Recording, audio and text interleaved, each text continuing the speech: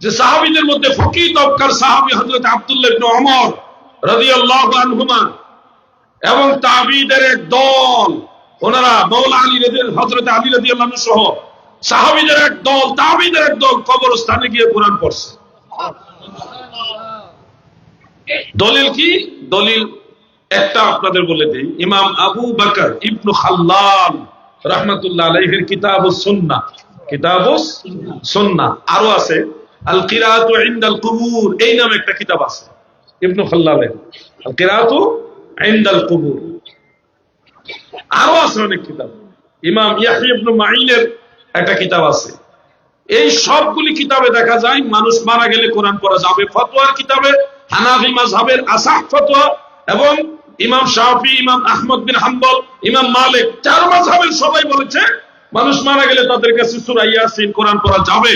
কেন পড়া যাবে? যুবক ভাইরা আমার, আপনারা হয়তো ভাববেন মরা মানুষের কাছে কোরআন পড়ে লাভ কি? কোরআন তো তারা শুনে না। শোনো রে ভাই, কোরআন শুধু মানুষকে শোনাইবার জন্য নাজিল হয়নি। তুমি তো জানো না, কোরআন মুনাজ্জিলু মিনাল কুরআনি মা হুয়া শিফাউ ওয়া রাহমাতুল লিল মুমিনিন।